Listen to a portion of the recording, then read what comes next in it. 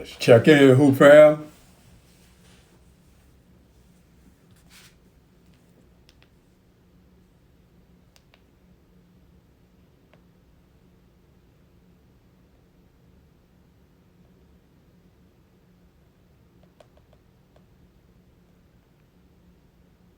Hoop Fam, what's going on? Appreciate you joining. Yes, sir.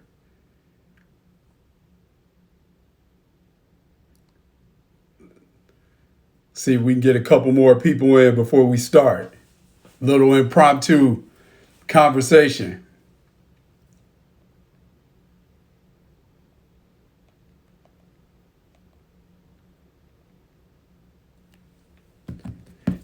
Edit Global Sports, what's going on, man?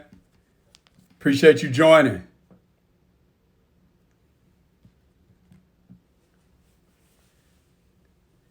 Yes, sir. I appreciate you stepping in there. Rhode Island in the house. Yes, sir. Appreciate that. I see that 401 area code on there.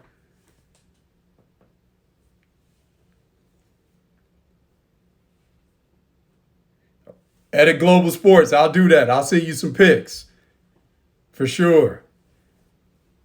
And of course, we got the marketing boss, SW Marketing, on here. Yes, sir. Hoops Detail, I appreciate you. Thanks for joining. I just thought I'd conversate with my hoop fan for a little bit, just me. It's been a while, so let's get into it. So, hoop fam, I'm sure we've been enjoying all the action in the bubble. So, yeah, appreciate you. Edit Global Sports, I appreciate you. Yes, our family's doing well and staying safe. So, you know what? That's a great reminder. I always start when I'm talking to my hoop fam, I always start by saying, I hope everyone is healthy, hope everyone is safe. So, I appreciate you telling me that. Yes, we are healthy. Yes, we are safe. And I hope you and your family are also healthy and safe, sir. I'll definitely check in with you for sure. I need to have you on the show too, Edit Global Sports. So, Hoop Fam, I'm here. We want to talk about some of the things that have been going on in the bubble, and I want to, in the NBA bubble. And I also want to say as well that I'm also going to have a conversation with the Hoop Fam about the WNBA wubble, as it's called as well, because as you all know, Hoop Fam, I love this game. And I love the women, and I love the women just as much as I love watching the men play. So with that being said, we're certainly going to talk about the wubble as well. I'm sort of waiting until, and we're getting close, but we're waiting until we get to that halfway point of that 22 game season that they're having. And then I want to have some conversations about the wubble also. So, but we're having with the NBA because we're coming to the end of the season. And I just want to talk about some of the players that stuck out to me again. And some of these players, we're definitely going to have some awards. Big Baby Jonathan, what up, baby? Yes, sir. We're definitely going to have talk about some of these postseason awards, of course. And yes, those players will get that adulation and those accolades that they deserve. But I actually want to talk about some of the players that have stood out to me. And some of these players may appear on some postseason awards for the return. Yes, sir. D Book in that MVP conversation with Dame. No question. And that makes me feel good being a former scout for the Suns. That's right, Big Baby Jonathan. Yes, sir. So, but some of these players that I'll mention, some of them, yes, they may be on some of those postseason award lists, but some of them may not. And again, I want to sort of talk about some of the players from a scouting standpoint that really impressed me. And I'm really going for some kind of under the radar guys that may not be at the end of the year awards list, or some guys that may be on some teams that aren't going to qualify for the playoffs or haven't qualified for the playoffs. So I want to talk about them. So the first one I want to talk about is Keldon Johnson from the San Antonio Spurs. And this is a guy, when he was coming out of Kentucky, I was really big on him when I was scouting for the Suns. Liked his ability to score. I also loved the fact that he was fearless in terms of scoring. And one of the things that you look at, Hoop Fan, when you see people that are scorers, it's one thing to see people that are scorers and they make easy, uncontested shots. It's another thing when people make difficult shots. This guy over my shoulder, Michael Jordan, may be the best that ever laced him up in terms of making difficult shots. Big Baby Jonathan, you're going to love this as well. Kobe is one of the best to ever do it as well, making those difficult shots. And when you have guys that are difficult shot makers, you have to make sure that as a coach that you don't overcoach them and take away their creativity. Well, Keldon Johnson has really sort of stepped up in the bubble. Hey, Dory, what's going on? Appreciate you joining.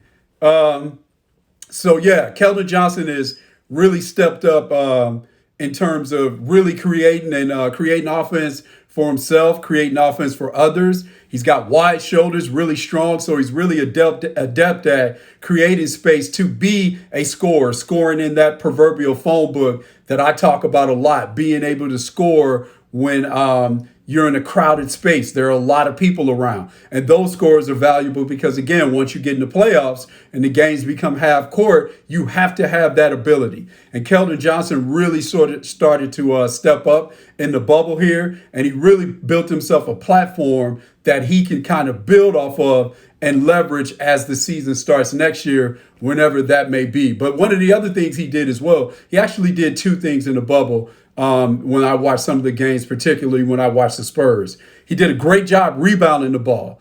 And oftentimes people that are scorers don't rebound as much as they should, but he actually did a great job rebounding. But the other thing that he did was he did a great job defending. Again, so this is a guy that was coming out of college with a pretty good body as a college player, so he wouldn't have to concede from a strength standpoint. So the fact that he was able to use his body and as a defender and rebounder as well as a scorer is something that really kind of stood out to me. So yes, sir. No question, Dorian. No question.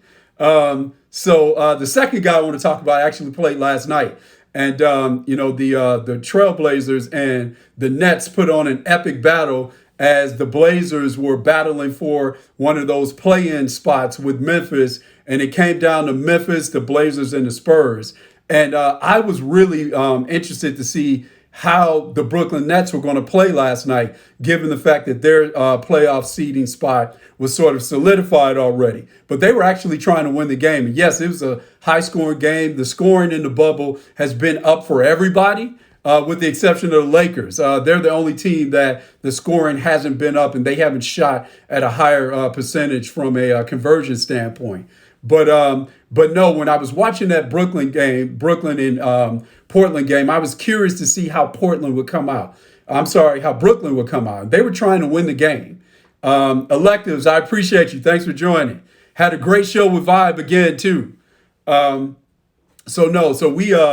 So Brooklyn had a great game, and Portland, it was a great game if you're a fan watching these teams throw haymakers at each other and try to finish each other off. And Brooklyn was definitely trying to play spoiler to put my former team that I scouted for, the Phoenix Suns, in the playoffs. And ultimately, Portland just made more plays down the stretch in a great game, and some defensive plays as well. But one of the guys I want to talk about is Timothy Luwawu-Cabarrot, and he's a guy that's kind of bounced around the league a little bit, was a first-round pick of the Sixers, another guy that I actually liked when I was scouting for the Suns, and he's found his footing. And oftentimes you see this in the NBA.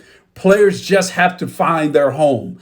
Most of the players, when we watch them play in the NBA, it's really about their situation is just as important as their talent. And Hoop Fam, you've heard me say that before, and I'll say that again. And for everybody that's just joining, I'm just talking about players in the bubble that impressed me, and kind of deep diving a little bit and looking at under the radar players, because they deserve some shine and some love too. So Timothy Luwawu-Cabarrot, that's a mouthful, but again, a guy that's an athletic wing who I liked a lot, who was sort of making his calling card was on the defensive side of the ball, was athletic, and so he was able to kind of come in and be a defender. There are a couple things he had to get better at once he got to the league. He had to become a better shooter, of course. The other thing is he was so right-hand dominant, he had to get better going to his left. And when they were playing the Blazers yesterday, Luwawu-Cabarrot was actually going to the hole and finishing with his left hand off the bounce. Very impressive. improved as a shooter, got stronger as well, and is playing with more confidence. So, and the thing about him is, I think the Nets have him under contract for maybe $650,000 next year. So he's a bargain, and they're going to be looking for that bargain, high production at a low price point, with Kyrie and KD coming on, those guys coming online next year once the season starts. So again, a guy that's really impressed me with the confidence that he's playing with, shooting better, getting to the hole with his left hand better. So another guy that deserves some credit. He's averaging about 15 points a game in the bubble. So doing a great job. Another guy actually played today for the Denver Nuggets, and they have a few guys. No, I'm not going to talk about Bol. No, I'm not going to talk about Michael Porter Jr. Those are guys that, again, when they were coming out, guys that I like, but also guys that are getting a lot of shine for their contributions. My guy that I'm going to talk about is P.J. Dozier. Again, a guy that came in, he's gotten healthy. He had some knee issues when he was first coming into the league. He's gotten healthy now. And what he does is a really good defender, about 6'5", 6'6", so can defend multiple positions. And when you're Denver, when you're looking to make a championship run, you need guys that can do that, defend multiple positions, hit a timely shot, also help fabricate and facilitate on the offensive side of the ball as well. And PJ does all of that, playing with great confidence. And he's had some big games in the bubble, but he's also had some games where maybe he didn't score a lot, but he made some critical plays down the stretch that may not show up on the box score. But when you're a championship caliber team, you need guys like that to make plays. Another guy on their team that is doing that as well, averaging about 18 points a game in the bubble, is Jeremy Grant. Again, another athletic kind of switchable guy that can guard multiple positions.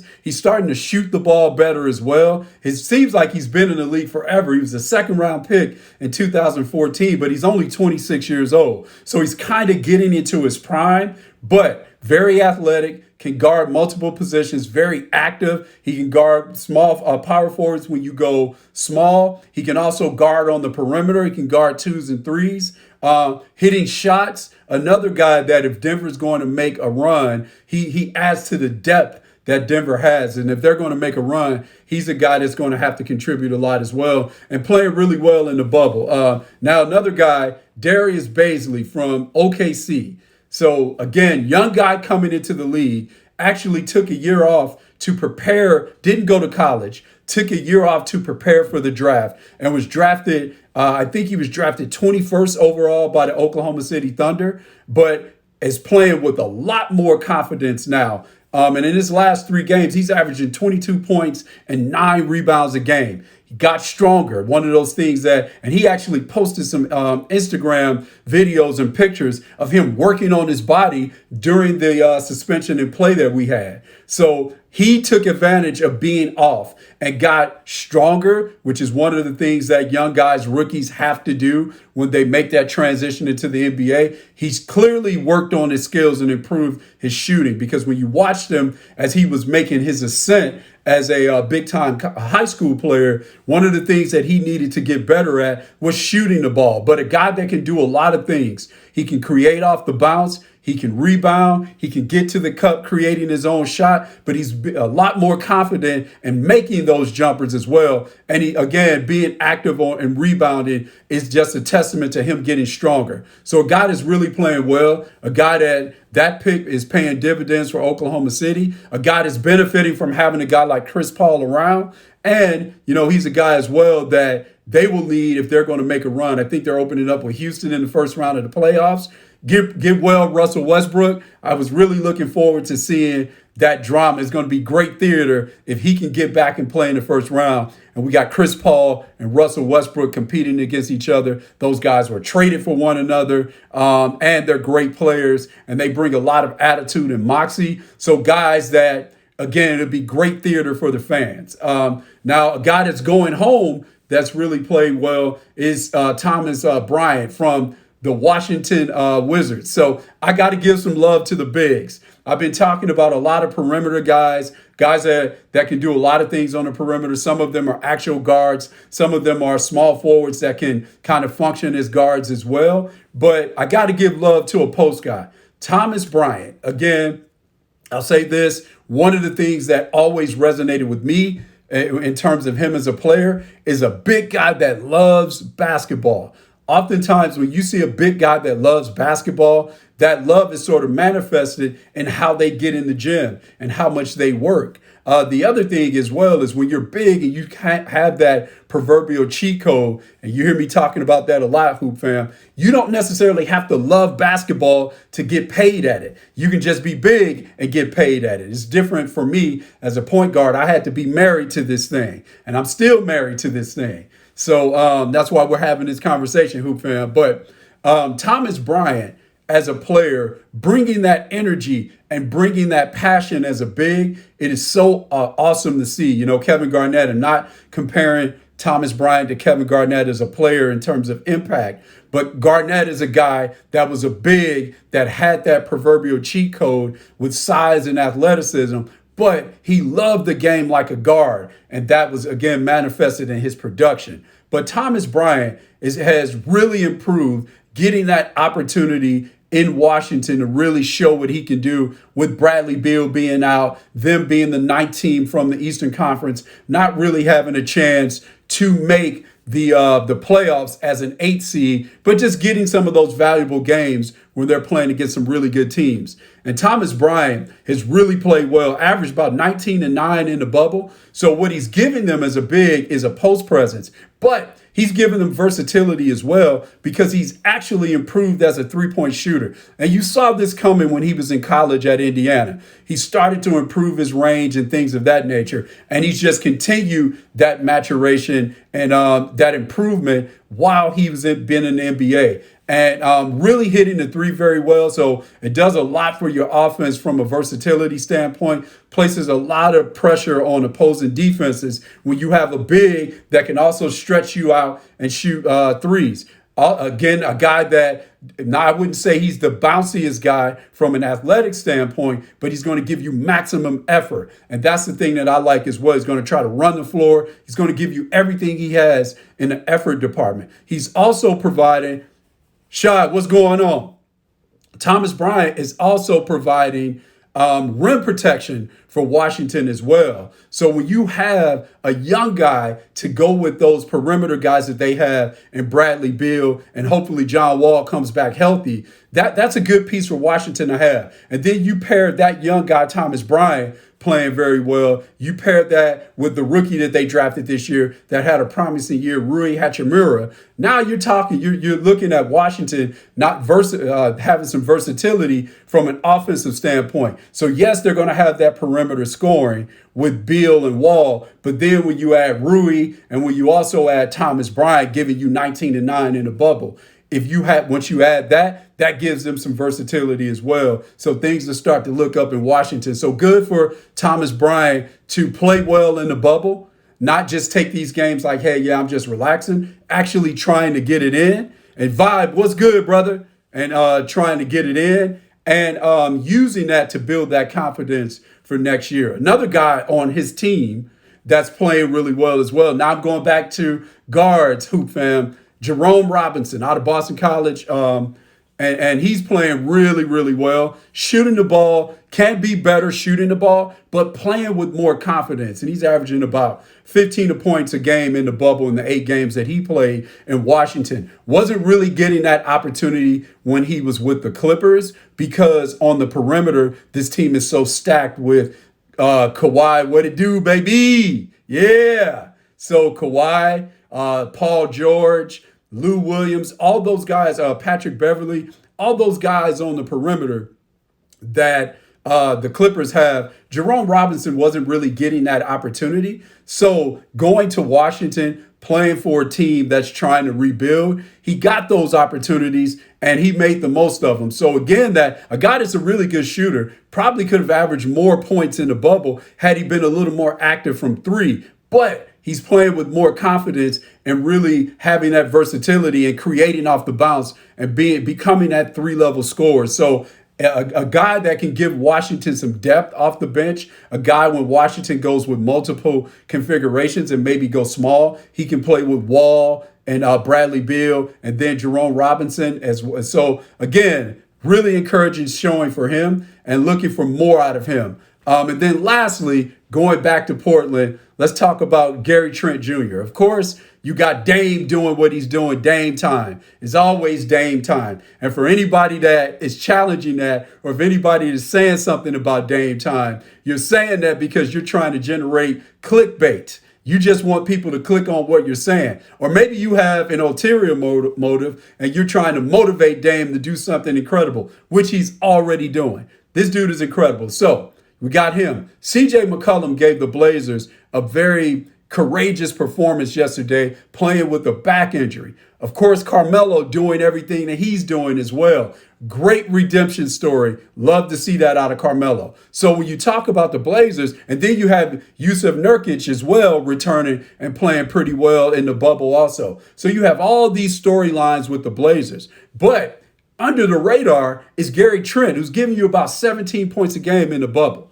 And his contributions are huge because Portland really needs that, because you have in the backcourt, you got Dame, you got CJ. They were going to be counting on Rodney Hood, who was actually playing really well in the playoffs last year, but unfortunately he tore his Achilles. Hoop fam, I know what that feels like. I've done the same thing. And then, of course, they acquired Trevor Ariza, but Trevor Ariza opted to see his young child instead of joining the bubble and joining the Blazers in the bubble. So they really needed a guy that can play that swing position and can take some of that pressure off of CJ and Dame, and to a lesser extent, Carmelo.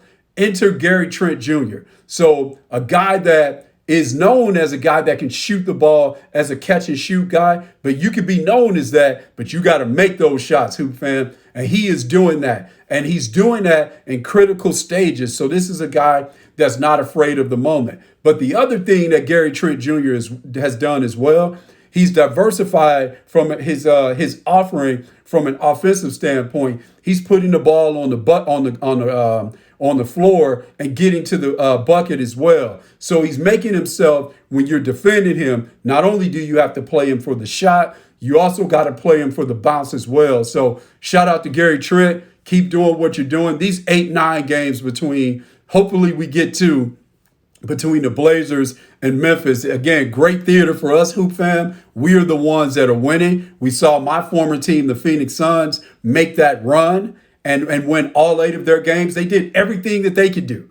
So they did that. So this has been awesome to see. Hoop fam, as I said, I'm going to have some Wubble talk too once we get to that halfway point. I want to talk about some of those players in there as well. We've had some resurgence for some of these the players that are in the conversation for the GOAT in the W. So we are certainly going to talk about that. We're going to talk about some of these under the radar players as well that have had an opportunity to emerge because maybe it was because of unfortunate injuries. Maybe it was because some players in the W opted out. But nonetheless, some of these players are actually taking advantage of these opportunities. So yeah, Hoop fam, we're going to talk about that. So I appreciate you joining me.